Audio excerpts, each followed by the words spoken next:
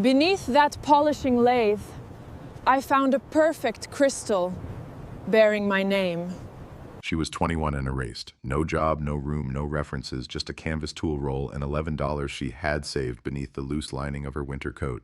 And with that $11, she bought a forgotten watch crystal grinding room outside Waltham, Middlesex County, Massachusetts, dropped from tax maps in 1989. The north wall had bowed 3 inches. Rain entered through 2 broken roof seams. The county condemned it on October 14, 2022, with demolition planned for the following spring. Beneath the glass polishing lathe, an unopened floor compartment held $45,000, one flawless crystal, and a message written by the woman Iris had buried. Before we continue, if stories like this mean something to you, hit subscribe and tell us in the comments where you're watching from. We love seeing how far these stories travel. Iris Vale had been measuring her whole life without knowing it. As a child in Lowell, she measured evenings by the factory whistle beyond the river and winters by frost climbing her bedroom glass. She learned that damage did not always announce itself. A watch could lose 7 minutes each day and still shine. A family could eat at one table and leave it separately. Her mother, Elaine Vale, was a precision horologist whose hands never trembled over a movement smaller than a thumbnail. She taught Iris to hold tweezers, breathe away from exposed gears, and return every tool to its exact place. At home, those same hands often remained folded in silence. The warmer education came from Elaine's mother, Beatrice, who lived near the Charles River and kept a workbench beneath her kitchen window. Every Saturday, Iris rode the Route 70 bus to her door. Beatrice would have the kettle ready and 3 domed crystals arranged on black velvet. She taught watch crystal grinding by touch before sight. Rotate the glass against the fine diamond wheel. Never force the crown. Cool it every 12 seconds. Test the edge inside a silver bezel without pressing. After lunch, they polished with cerium oxide mixed to the thinness of cream. Beatrice wore a green visor, hummed old hymns without words, and let Iris ruin inexpensive blanks until her fingers learned patience. An exact fit leaves no bruise, Beatrice once said. Years later, Iris understood that her grandmother had not been speaking only about glass. Pressure left marks even when the object survived. Beatrice died in March 2018 after a short illness. Before Iris returned from the funeral meal, relatives had packed the brass gauges, polishing sticks, crystal drawers, and green visor into estate boxes. Iris received 1 canvas roll containing 3 files, a loop, and a burnisher worn smooth at the handle. Elaine watched the truck depart without objecting. At 20, Iris found work in a Cambridge repair company fitting replacement crystals for restored American pocket watches. Her manager, Martin Kells, controlled the room through small permissions. He chose who used the best lathe, who received overtime, and whose mistakes were entered in red. When Iris began producing cleaner bevels than technicians twice her age, Martin stopped assigning her visible work. Then a private design ledger disappeared. He told the owner Iris had copied proprietary measurements and intended to sell them. No evidence was shown. Her locker was opened before the entire workshop. She was dismissed on May 6, 2022, and blacklisted through 3 supplier calls before noon. For 4 months, Iris paid rent from savings and repaired watches at her kitchen table. Customers disappeared as Martin's accusation moved through the trade. On September 28th, the landlord placed her chipped blue mixing bowl outside the apartment door with her mail inside it. Elaine stood at the end of the hall, coat buttoned to her throat. Iris had asked her to witness the inventory. The landlord held out the key. "You cannot stay here after sunset today, Iris." 8 words. Iris counted them because counting was easier than looking at her mother. Elaine examined the bowl-rolled blanket and canvas tools. Her mouth opened once, then closed. She did not offer a room a ride or the spare key Iris knew hung behind the kitchen calendar. Before leaving, she touched Iris's sleeve as if checking the cloth for damage. Then she walked downstairs alone. For 6 weeks, Iris moved according to warmth. 2 nights in the South Station waiting area ended when security learned her face. She slept behind a Somerville laundromat beneath a Watertown church overhang and once inside an unlocked delivery van near Woburn until its driver arrived at dawn. Her money fell from $83 to $59, then $31. She bought oatmeal bus fare and 1 pair of dry socks. When rain soaked the canvas tool roll, she stood beneath a pharmacy awning and dried each file with her coat lining. By the 5th week, she had $14.40. She stopped taking buses unless the temperature fell below freezing. On November 9, Iris entered the Waltham Public Library because sleet had begun needling the sidewalks. The heat made her hands ache as they thawed. Near the local history shelves, she opened a discarded weekly newspaper left across a radiator. Between notices for estate tools and a church supper, a county listing offered 1 condemned industrial room by quitclaim deed. $11. Administrative fees waived. Former use watch crystal grinding. Inspection not recommended. Iris read the notice 4 times. At the reference desk, she requested the parcel map. The librarian brought a gray folder tied with cotton tape and showed her a building beyond Crescent Street near an abandoned spur once serving the old watchworks. The purchase deadline was the following morning. She placed $11 on the table, leaving $3.40 in her pocket. Then she wrapped Beatrice's tools in newspaper, returned the folder, and walked toward the bus depot before the sleet hardened. By dusk, Iris was traveling toward the room that still remembered her family's hands. The bus left Iris beneath a flickering shelter on Main Street at 6:40 the next morning, while the eastern sky was still the color of ground slate. She had traveled only 11 miles from Boston as the crow flew, but the night route wandered through Cambridge, Watertown, and Newton before stopping in Waltham. From the depot, the parcel lay another 4.5 miles west and south beyond the streets she knew from childhood visits.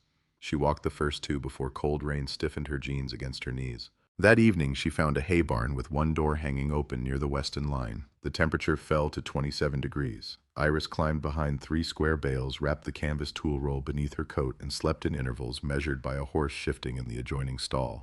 At dawn, the farmer found her drinking melted frost from the rim of a galvanized bucket. "I was a narrow man with white eyebrows and a red wool cap. Roads east," he said, pointing with 2 fingers. Iris nodded. He returned 10 minutes later and placed a boiled egg on the gatepost without looking at her. Waltham was fully awake when she walked back into town. Delivery vans crowded Moody Street. The Embassy Cinema displayed blank poster cases beside its doors. Wilson's Diner steamed its windows. Gordon's Fine Wine opened beneath a green awning. A clerk swept leaves outside Waltham India Market, and the bells above the door at Swanson's Hardware rang each time a customer entered carrying the smell of wet pavement. The old watch factory towers rose beyond the Charles, their brick walls darkened by rain. Iris had seen photographs of them at Beatrice's table, but photographs had never carried the river's mineral smell or the low vibration of trucks crossing the bridge. The Middlesex County Property Office occupied the second floor of a municipal annex near School Street. Iris climbed the stone steps slowly, not from exhaustion alone, but because $11 folded inside her boot represented nearly everything left that could still be called hers. Behind a high oak counter sat a woman whose gray hair had been braided so tightly it lifted the corners of her eyes. A brass nameplate read Margaret H. Bell, Deputy Clerk. Iris placed the newspaper notice on the counter. Mrs. Bell looked at the damp clipping, then at Iris's coat, then at the canvas roll held beneath her arm. "You came to purchase parcel 47C. "Yes, ma'am." The clerk removed a thin file from a locked drawer. She opened it without sitting down. "You understand the building has no electrical service?" "Yes, ma'am." "You understand the well has not been tested since 1996? "Yes, ma'am." "You understand the roof, chimney, and north wall were cited as unsafe?" "Yes, ma'am." "You understand the county may require demolition if stabilization does not begin before spring?" "Yes, ma'am." Mrs. Bell held Iris's gaze for a moment, then drew the quitclaim deed from the folder. The document contained more blank space than print. The property was described as a detached industrial outbuilding measuring 24 feet by 32, with rights to an access lane and a disused hand pump well. Iris unlaced her boot and removed the folded bills. The clerk counted them twice. $11 exactly. A brass seal press stood at the far end of the counter. Mrs. Bell slid the deed beneath its round plate and pulled the handle. The stamp closed with a hard, deliberate bite, leaving the county seal raised in the paper. "Take Crescent Street west," she said. "Turn onto Prospect Hill Road, then left at the unmarked gravel lane after the old rail cut. If you reach the water tower, you have gone too far." She began copying the deed number into a ledger. Halfway through the name, her pen stopped. Vale. Iris waited. Mrs. Bell turned back to the parcel file and removed a yellowed index card held to the inside cover by a rusted clip. 3 names had been typed beneath the former business license. The last was Beatrice Rowe. "You are related to her. She was my grandmother." The clerk touched the card with one fingernail. Beatrice Vale Rowe. Iris had never heard the middle name spoken aloud. Mrs. Bell leaned against the counter. The tightness in her face changed not into warmth exactly, but recognition. "My father brought watch cases to this room in the 70s. Your grandmother ground crystals here after the large shops stopped accepting handwork. She could fit glass to an American Waltham bezel without removing more silver than the width of a hair." Iris looked again at the card. Beatrice's name was followed by a license expiration date in 1989. "She never told me." She did not speak much by then. Mrs. Bell closed the folder carefully. After the trade room shut, she paid the taxes for several years through money orders. Then they stopped. The county could never establish whether she still claimed an interest. Iris pressed her thumb against the edge of the counter. Why was it listed for $11? Uncollectible tax balance. No bidder wanted the liability. Mrs. Bell looked toward the door behind Iris. The amount was chosen to keep the transfer legal without pretending the building had market value. From another drawer, she took a small envelope containing one old iron key and a hand-drawn map. "I cannot tell you what your grandmother intended," she said. "Only that she kept this place from disappearing longer than anyone understood." Outside, the rain had thinned to mist. Iris crossed the river and followed Prospect Hill Road beneath bare maples. Cars passed close enough to pull at her coat. At the edge of a narrow property, an elderly man was splitting kindling beside a gray house. His left suspender hung loose, and a black and white dog watched Iris from beneath the porch. "You looking for the glass room?" he called. Iris stopped. The dog came forward without barking, carrying a flattened tennis ball. "Yes." The man pointed his maul toward a stand of walnut trees farther down the slope. "Lanes past those. Dog might follow. He follows everyone." The dog did. The gravel lane had nearly surrendered to grass. Fallen walnuts rolled beneath Iris's boots, their green husks blackening at the seams. At the end stood a narrow building of pale brick and timber framing longer than it appeared in the county photograph. Its front measured about 24 feet, with 6 tall windows set above a fieldstone foundation.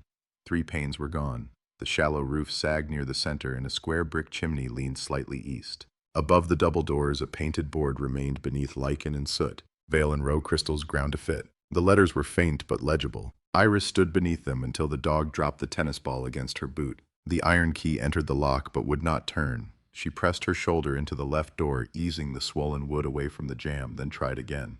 The lock moved with a dry snap. Cold air escaped first. Inside, abrasive dust coated the floor benches and brass machines in a white layer so fine it softened every edge. Her boots left dark prints. The front room smelled of damp lime, old oil, and something faintly metallic like coins held too long in a closed hand. Rain tapped through the roof into a rusted enamel basin. Somewhere behind the wall, a mouse scratched once and became still. She ran her fingers along the nearest bench. Beneath the powder, the wood was maple-scarred by circular burns where polishing compounds had heated in shallow dishes.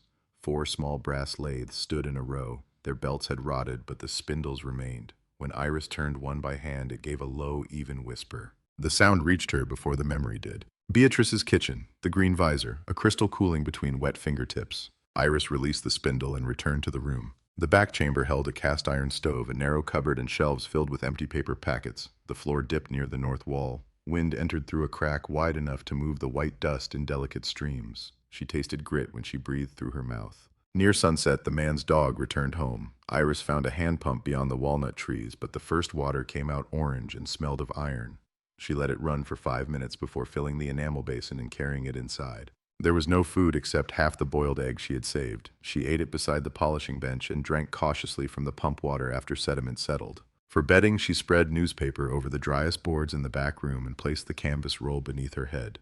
The temperature inside fell almost as quickly as outside. She kept her coat buttoned, one hand around the iron key and the other resting on the tools Beatrice had left her. In the dark, the building settled through a sequence of small sounds, a roof timber tightening a loose pane, clicking the chimney, giving one soft crumble into the stove. Iris listened until she could distinguish each one. The grinding room had not been abandoned. It had been waiting. Morning entered through the broken panes in narrow white bars. Iris rose before the light reached her bedding, folded the newspaper, and began testing what the deed had given her. The pump produced clear water after 9 minutes, though she boiled every cup in the enamel basin. An outhouse stood beyond the walnuts, tilted but usable once she replaced one hinge with baling wire. Inside the grinding room, she learned the floor by sound. The third plank behind the stove squealed. 2 boards near the north wall answered with a dull knock. The center aisle remained firm beneath her weight. For 3 days, she swept abrasive dust into paper sacks, covered the broken windows with feed bags found in the cupboard, and slept in her coat.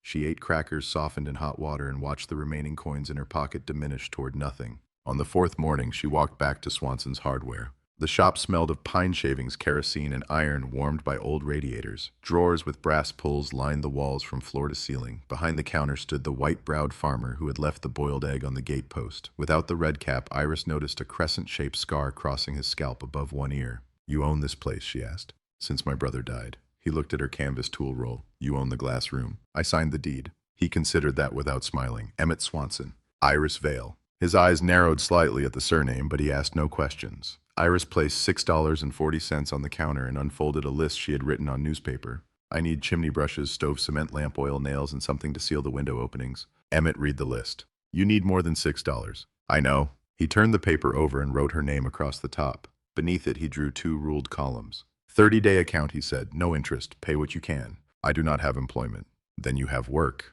He brought down a round steel chimney brush priced at $3.85, 50 feet of quarter-inch rope for $1.20, a small tub of stove cement for 95 cents, 2 pounds of cut nails for $1.10, and a gallon of lamp oil for $1.40. The total went into the right-hand column. From beneath the counter, he added a stained paperback titled "Repairs for the Owner of an Old House." "That is not on the account," he said. "Nobody buys it." Iris opened to the chapter on flues. Several pages were marked with greasy fingerprints. "Thank you." Emmett pushed her coins back across the counter. Keep those for food. The chimney had been built without a clean-out door, so Iris disconnected the stovepipe and stuffed the opening with a damp flour sack. She tied the brush to the rope, climbed onto the low section of roof from a walnut tree, and worked from the top down. The first pass stopped 6 feet below the crown. She drew it upward, rotated the brush a quarter turn, and drove it down again. Black flakes rattled through the flue. On the 5th pass, a mass of glazed creosote broke loose with a sound like crockery shattering inside a cupboard. For 4 hours, Iris lowered, twisted, lifted, and emptied the sack below. She scraped the smoke shelf with Beatrice's longest file wrapped in cloth, then sealed 2 cracks at the stove collar with cement pressed beneath a wet thumb. By late afternoon, her palms were blistered and her hair smelled of soot. She tested the draft with a strip of newspaper. The flame bent toward the flue. Only then did she build the fire. 3 curls of birch bark went beneath pencil-thin walnut kindling. She added 2 dry splits and left the stove door open half an inch until the smoke rose cleanly. Heat reached the room in slow circles, releasing odors trapped for years in the floorboards, oil, lime, scorched wool, and the faint sweetness of old polishing wax. Iris cooked oatmeal in the enamel basin with half an apple Emmett had placed inside the manual. It was the first hot meal she had eaten indoors in more than a month. She sat cross-legged before the stove and held the bowl beneath her chin until the steam stopped trembling. The fire did not make the building safe. It made one corner habitable. Over the following days, the workroom emerged beneath the dust. Iris uncovered 3 brass grinding lathes with stepped pulleys, a maple rack holding 12 crystal gauges, a foot-powered polishing arbor, a drawer of silver bezels wrapped in tissue, 2 shallow dishes hardened with rouge, a cast-iron crystal press, and a black velvet fitting pad faded nearly gray. On the longest bench stood the glass polishing lathe. It was heavier than the others, mounted on 4 bolts through a maple top. Its spindle turned without a rasp. A leather belt had broken and fallen beneath the bench, but the brass headstock still carried a thumbprint preserved in dried polishing compound. Iris cleaned the lathe last. She loosened the bolts with lamp oil and a wrench borrowed from Emmett. 3 came free. The 4th turned once and stopped. When she leaned her weight against the handle, the bench answered with a hollow note. She froze. The boards beneath every other machine gave back the dense knock of joists and packed earth. Under the polishing lathe, the sound was rounder and deeper. Iris tapped the floor with the wrench. Solid near the wall, hollow beneath the rear leg. Solid again toward the aisle. She removed the final bolt, braced both hands against the lathe bed, and pushed. The machine shifted less than an inch. Its weight was concentrated strangely toward the back, as though the bench and floor had been built to hold more than the equipment above them. She emptied the lower shelf, then found 4 countersunk screws hidden beneath hardened white compound. The slots were filled deliberately. She picked them clean with Beatrice's smallest burnisher and turned each one by hand. A circular section of maple lifted from the bench base. Beneath it lay a cedar disc fitted flush inside a dark opening. The cedar had no handle. Iris pressed along its rim and found 1 shallow notch sized for a fingernail. When she raised the disc, cold, dry air touched her face. The compartment extended between the floor joists. Inside were 3 parcels wrapped in waxed linen, 1 narrow wooden case, and a square tin box secured with green cord. Iris did not remove them immediately. She fetched the lamp, closed both doors, and fed another split into the stove. Then she washed her hands and spread the black velvet fitting pad across the cleared bench. The narrow case came first. Its brass latch opened without resistance. Inside rested Beatrice's crystal grinding tools, 2 diamond laps, a hand vise lined with cork, 3 brass templates, and a slender bow caliper engraved BVR. The metal had been oiled before storage. Not one surface showed rust. The second parcel contained raw glass blanks separated by onion skin paper. Some were flat, others domed, their edges rough from cutting. Iris held one against the lamp and saw a faint green tint common to older crown glass. The third parcel was heavier. It held silver bezels, unfinished and unmarked, nested by size. Beneath them lay a roll of polishing sticks and a packet of cerium oxide sealed with wax. The tin box remained. Its green cord had been tied in the same flat knot Beatrice used around birthday parcels. Iris slid the cord free rather than cutting it. Inside, coins had been arranged in paper rolls and cotton bags. There were silver Morgan dollars, walking Liberty half dollars, pre-1933 gold eagles, and worn Indian head cents packed into a tobacco tin. Folded banknotes lay beneath them in bundles bound with linen tape. Iris counted through the afternoon and again after dark. She made columns in the back of Emmett's manual, checking each roll twice. The banknotes totaled $41,800. The gold and silver, valued according to figures written on an old dealer's card, brought the cash to $45,011.38. At the bottom rested a World War I victory medal dated 1919, its rainbow ribbon folded around a tarnished bronze bar marked France. Beside it lay a small cream envelope. On top of the envelope was a crystal so flawless that Iris did not see it at first. She noticed only the way the lamplight bent over the paper without distortion. The dome was exact, its polished edge thin, and even made for a pocket watch bezel no longer present. Beneath the glass, written in dark blue ink, were two words. For Iris. She recognized the handwriting. Beatrice had labeled every Saturday lesson in the same patient script. Iris put the envelope back into the box. She replaced the crystal over it, folded the green cord beside the metal, and closed the lid. She could not read the letter in lamplight, not with soot beneath her nails and money covering the bench like evidence from someone else's life. Outside, the rain had ended. Iris walked past the walnut trees to the low marsh where the Charles widened against reeds. Water moved beneath a skin of reflected clouds. A late train crossed beyond the old factory buildings, its windows appearing and vanishing between bare branches. She remained there until the cold entered her boots. Behind her, one square of the grinding room shone amber through a patched window, and beneath its floor the opened compartment waited without asking anything more of her that night. The grinding room had not been abandoned, it had been waiting. At first light, Iris carried the tin box from beneath the polishing lathe and set it beside the stove. The room was cold enough that her breath passed over the flawless crystal in a pale veil. When she lifted the glass, the handwriting beneath it leaned slightly to the right, each capital formed with the restrained curve Beatrice had taught her to recognize before she could read. She broke the wax seal with the tip of the burnisher. My dear one, whoever you are, if you have found this letter, then you have already done three things I hoped someone would do. You entered a room others dismissed. You moved the polishing lathe without breaking it. And you recognized that a perfect crystal is not invisible because it is empty, but because the worker removed every mark that did not belong. My name is Beatrice Vale Rowe. In February of 2016, Dr. Miriam Feld at Massachusetts General Hospital in Boston told me that the weakness in my hands came from amyotrophic lateral sclerosis. She spoke plainly. I respected her for that. By the following winter, I could no longer hold a crystal against a turning lap with enough steadiness to trust the result. This room belonged first to my great-grandfather Silas Vale, who came from Birmingham, England to Waltham in 1871 and opened a fitting bench near the American Watch Company works. His daughter Clara Vale learned the trade in 1894 and kept it through the influenza year of 1918. Clara's daughter Ruth fitted railroad watch crystals in Springfield from 1922 until 1951.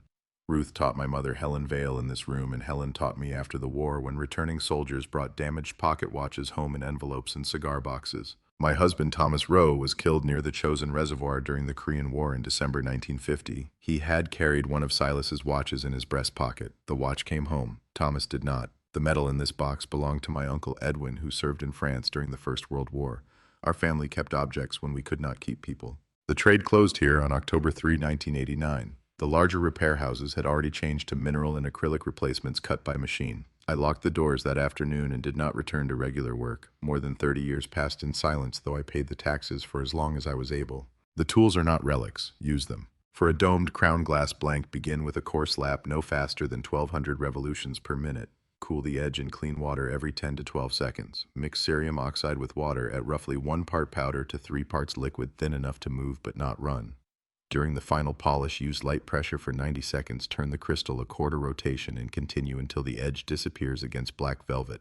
Never force glass into a bezel. Reduce the crystal, not the silver. The flawless piece covering this letter was the last one I completed. It fits a size 18 Waltham Hunter case made in 1906. I worked on it over 6 mornings because my hands had begun to fail.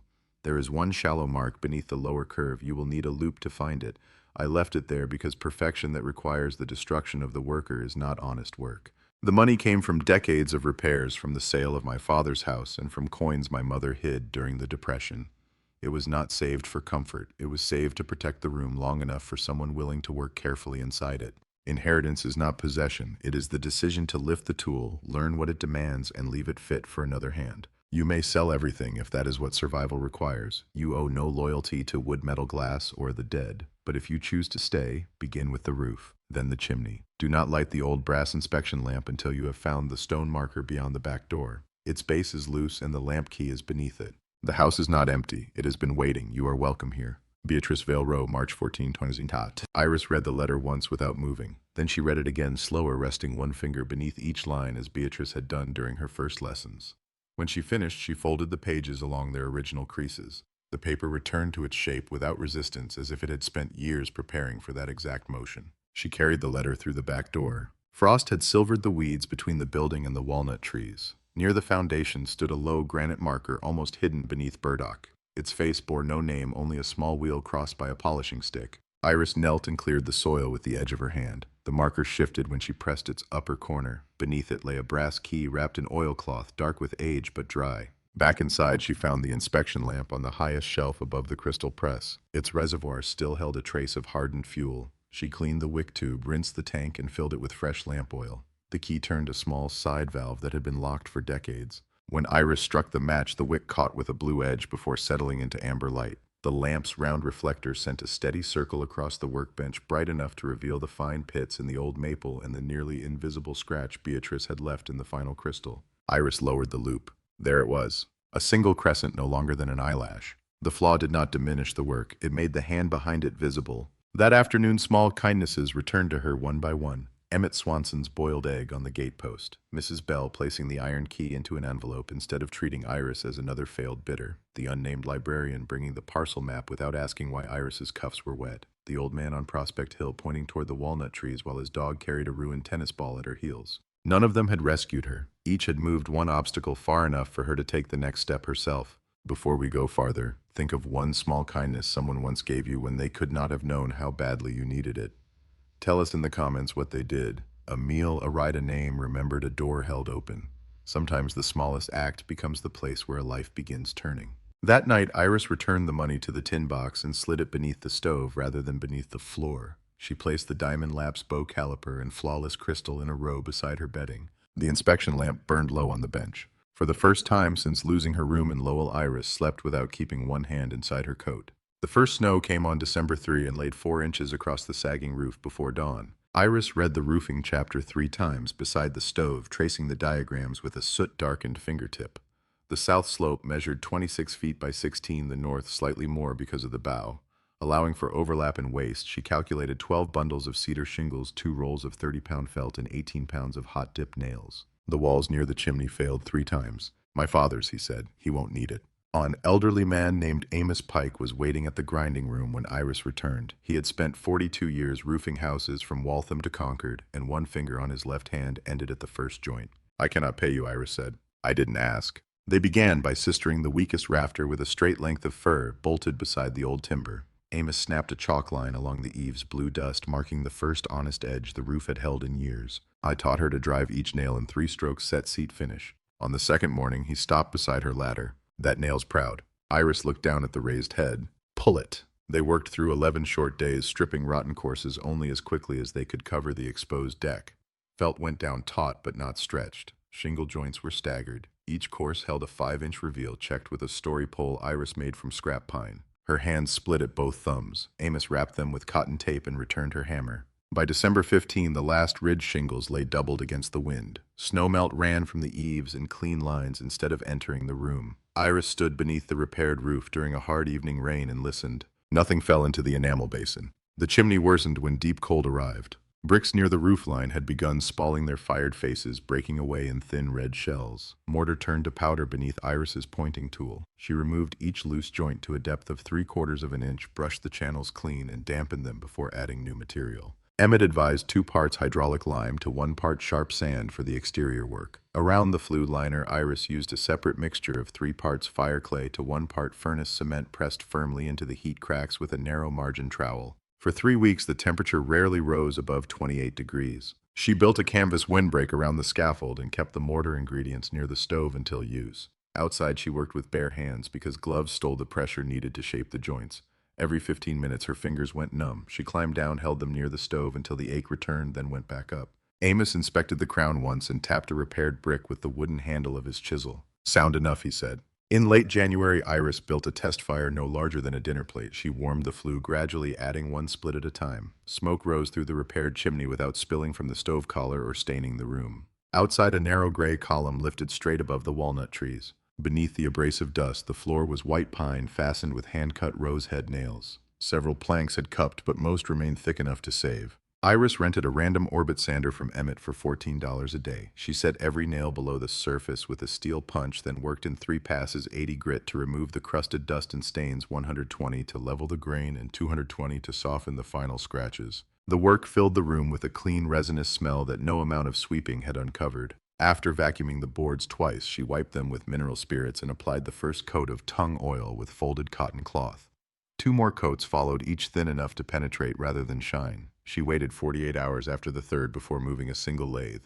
The color changed gradually from dark honey near the windows to something deeper beneath the benches, almost mahogany, where old oil had soaked into the grain. One morning, Iris woke with both wrists swollen and her chest tight from fatigue. She carried a blanket to the marsh instead of opening the workshop. A great blue heron stood in the shallows, one leg hidden beneath its body. For nearly an hour, it did not strike or step. Iris watched the bird face the moving water and did no work that day.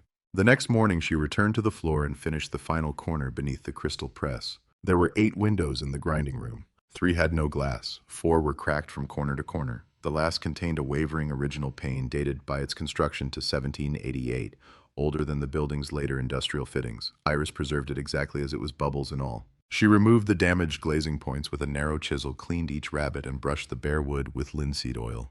For the replacement panes, she rolled DAP 33 glazing putty between her palms, pressed it into the beds, and seated the glass without forcing the corners. The outer putty lines were drawn with one continuous stroke of the knife, angled to shed rain beneath the muntins. She left the surfaces unpainted until the putty formed a skin. 4 sash cords had rotted through. Iris replaced them with 1/4-inch cotton cord, feeding each length over the pulley and tying a figure-8 knot at the counterweight before lowering it into the pocket. The final window resisted for half a day. 1 sash had swollen and twisted, requiring careful planing along the meeting rail.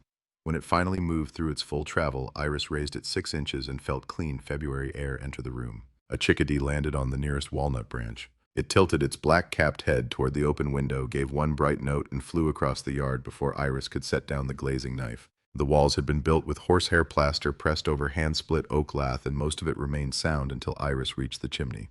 Her first patch cracked before sunset. The second slumped from the lath while still wet. The third held overnight, then separated along its upper edge when the stove warmed the wall. Emmett brought her an old feed bag containing horsehair saved from his father's upholstery work. Iris washed it, cut it into short fibers, and mixed it through fresh lime plaster until the strands vanished into the pale mortar. She dampened the exposed lath before applying a scored scratch coat, dragging horizontal grooves through the surface so the next layer could grip. The brown coat went on 3/8 of an inch thick and cured beneath damp cloth for 72 hours. The final coat measured 1/8 of an inch and was polished with a wooden float rather than steel. When the last patch dried without opening, Iris placed her palm against it. These patches will hold another 100 years. Doris Bellamy owned the diner near Moody Street and wore her reading glasses on a silver chain that clicked against the buttons of her apron. She began leaving paper bags outside the grinding room door twice a week, bean soup in a sealed jar, heel ends of bread, and once a wedge of apple pie wrapped in waxed paper. Iris carried the empty jars back to the cafe and placed money beside the register.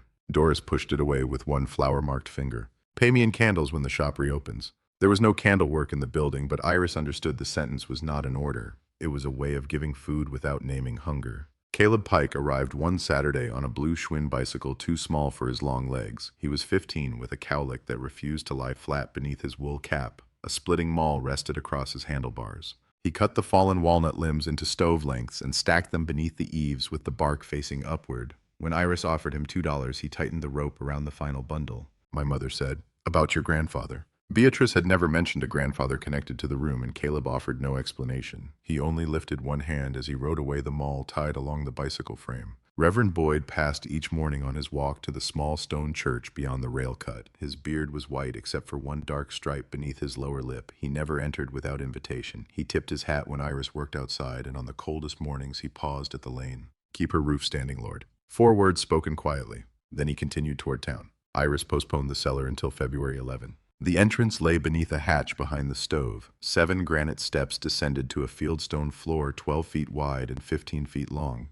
The air smelled of wet mineral and old apples, though no shelves remained. At the center of the floor stood a dressed granite slab, unlike the rough stones surrounding it. A wheel crossed by a polishing stick had been carved into its surface, the same craft mark that appeared on the marker outside. Iris cleared the joints with a brush, but did not lift it. The letter had taught her that not every closed thing demanded immediate opening. Beneath the 3rd step, she found a small oak box wedged behind a loosened stone. Its lid had swollen, and she eased it apart with the thin edge of a glazing knife. Inside lay a brass key. Its bow had been shaped like a domed watch crystal held within a bezel. A tintype rested beneath it, wrapped in faded blue cloth. The photograph showed a young woman standing outside the grinding room in the summer of 1903. The roofline was straighter, the sign newly painted, and the walnut trees barely reached the windows. She held a bow caliper in one hand. Her face was Iris's face. Not identical, but close enough in the set of the mouth and the distance between the eyes that Iris had to lower the photograph. On the back, written in brown ink, were the words, Clara Vale, daughter of Silas, age 25, summer of 1903.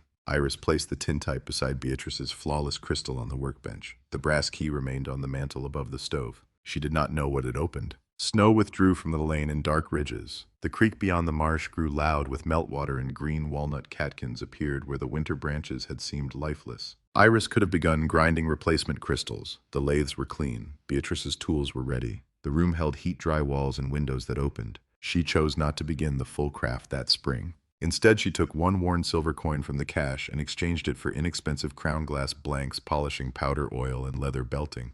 She practiced on circles too small for valuable watches, ruining several and keeping each failure in a shallow wooden drawer. Some edges chipped, some domes flattened unevenly. One crystal fit a brass test bezel so closely that it fell free when the metal cooled. Iris began again. The house was patient, so was she. On December 12, 2024, 2 winters after Iris first slept on the grinding room floor, she completed a crystal she was willing to place inside a watch. The blank was crown glass, pale green at the edge and slightly thicker than modern mineral replacements. She ground the dome in 6 measured passes, cooling it every 12 seconds. The polishing lathe turned beneath the brass inspection lamp while cerium oxide moved across the surface in a thin white ribbon. The crystal was intended for a silver Waltham hunter case made in 1907. Iris reduced the edge until the bezel accepted it without pressure. When she lifted the watch beneath the lamp, the hands appeared through the glass without wavering. She found one faint polishing arc near the lower rim. She left it. The room around her no longer carried abrasive dust in its corners. The white pine floor held a low oil sheen. Plaster walls reflected amber light from 2 restored lamps. The brass lathe stood belted and aligned along the maple benches, and the preserved 1788 pane bent the winter landscape into gentle waves. Above the stove, the unknown brass key still hung from a square nail. Its purpose revealed itself during a storm the following February. Wind split a dead limb from the oldest walnut tree and exposed an iron plate set into the trunk, nearly hidden beneath decades of bark. Iris cleared the edges with a chisel and found a narrow keyway beneath the craft mark. The brass key entered cleanly. Behind the plate was a cavity lined with sheet copper.